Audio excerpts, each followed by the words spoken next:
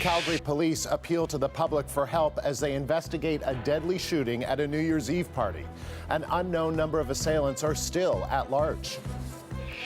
A second migrant ship abandoned by its crew has put the Italian Coast Guard to the test for the second time this week.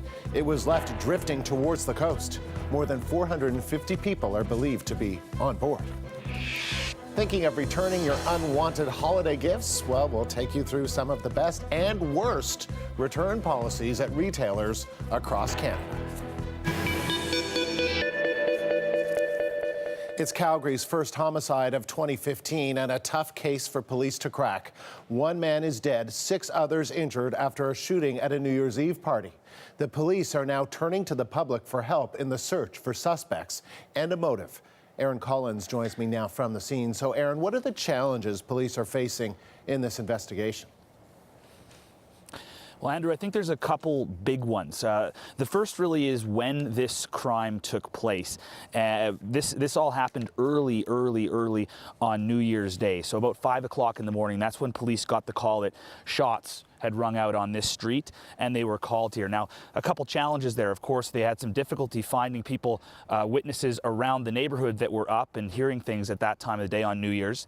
Secondly, when they got here, there was a big party still underway, about 50 people here, and they weren't able to sort of contain that scene and speak to everyone there. That was obviously a very fluid situation. As well, of course, the shooter or shooters were no longer here, so they didn't have that to go with.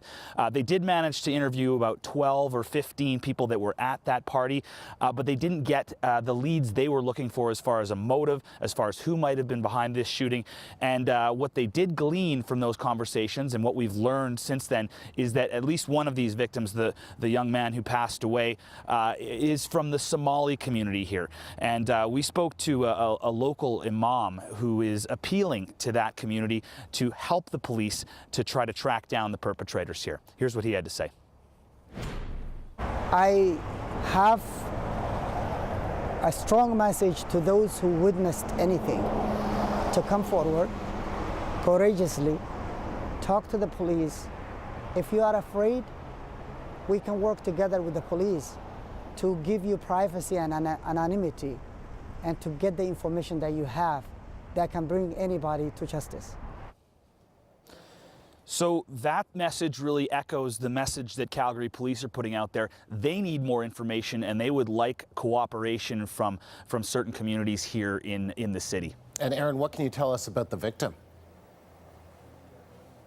Well, as far as the young man who passed away, we know his name is Abdullahi Ahmed. He's a 26-year-old young man and had not originally come from Calgary. Been here for about 6 years, actually moved to the city from Toronto. We're not sure what brought him to Calgary from Toronto, but we do know that he moved here about 6 years ago. Now, as I mentioned, he's a member of the Somali community here, and that imam that we spoke to also said that while he was in hospital fighting for his life throughout the day yesterday, he was surrounded by family and friends. So we know that he is part of quite a close, tight-knit community here.